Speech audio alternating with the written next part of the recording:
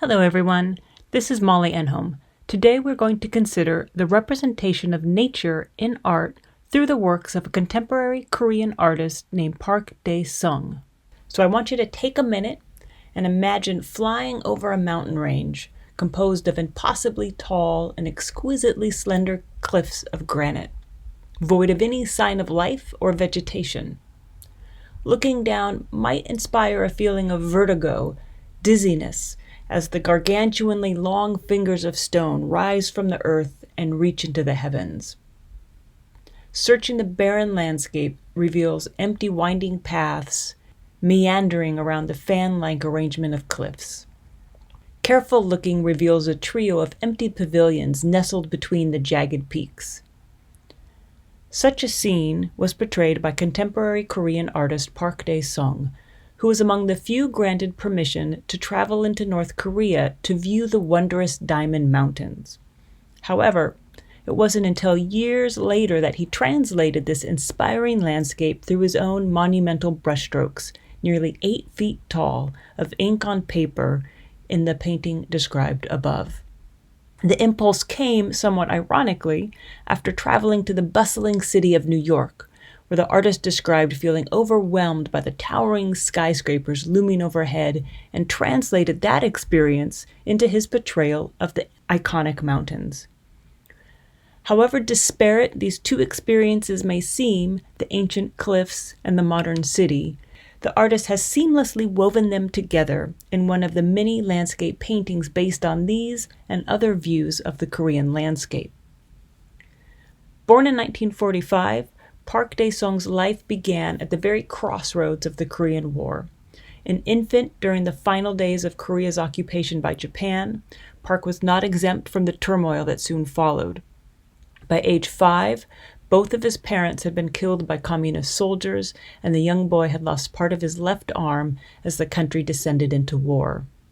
In the years following, the self-taught artist steadfastly learned in the most traditional of manners, by means of copying the masters of calligraphy and painting that came before him, and even today considers his greatest mentor to have been the historic calligrapher Kim Sang, who lived in the 8th century.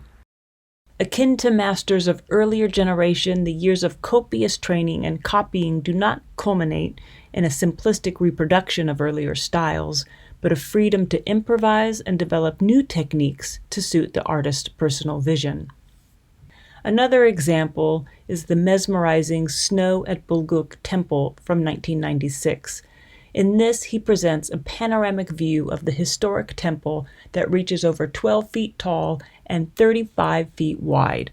But for its majestic scale, it is perhaps the most traditionally rendered of the paintings on view at an exhibition held at the Los Angeles County Museum of Art in the fall of 2022 that inspired this talk.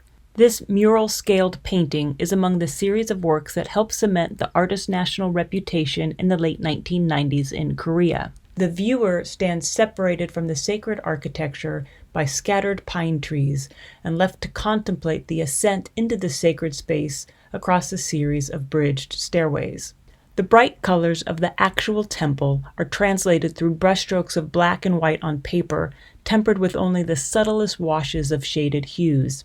These muted tones suggest the transitory hours of twilight, perhaps a metaphor pitting our own ephemeral experience against the steadfast presence of the centuries-old temple.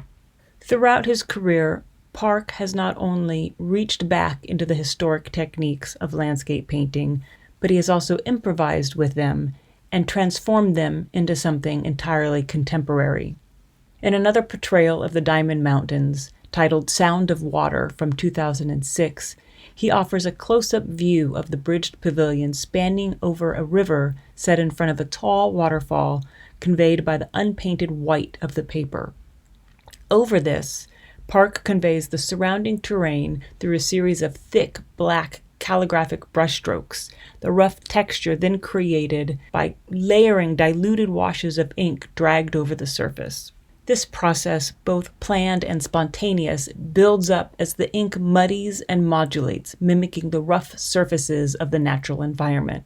The overall effect much greater than the sum of its parts in dissection of techniques, recalls a historic description of the landscape painter Fan Quan of the Northern Song dynasty, which dates 960 to 1127.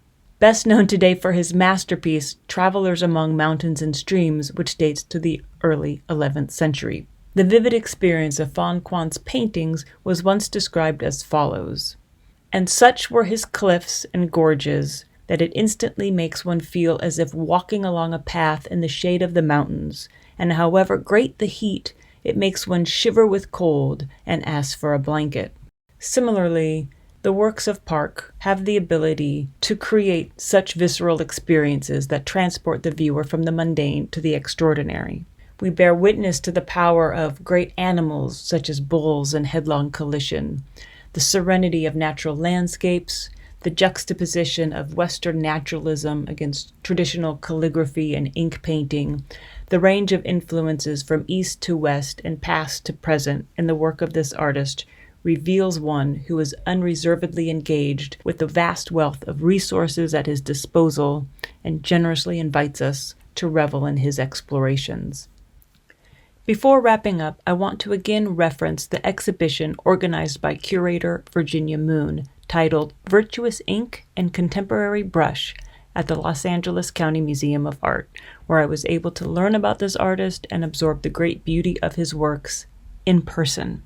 It is also worth noting that the Diamond Mountains are a natural formation world famous for their spectacular granite cliffs, yet they are rarely experienced today due to their location within the political bounds of North Korea. Historically, the Diamond Mountains were the subject of many examples of painting known as true view landscapes. This represented an important transition in the evolution of landscape painting that occurred during the later Joseon period beginning in the 17th century in Korea. This represented a departure from earlier techniques of emulating the imported style of Chinese landscape painting and the formations of mountains in those landscape paintings, to instead portray the beauty of their own landscape. Perhaps most notable were the paintings of those diamond mountains to represent the dynamic grandeur of the Korean landscape. This is somewhat similar to what we see in the 19th century Romantic period in Europe. During this time, artists move away from mimicking the traditional style of an idealized Italianesque landscape, which long dominated, with a few notable exceptions, the European tradition of landscape painting, and instead, artists such as the English painter John Constable looked to portray the landscapes of their own backyard, so to speak.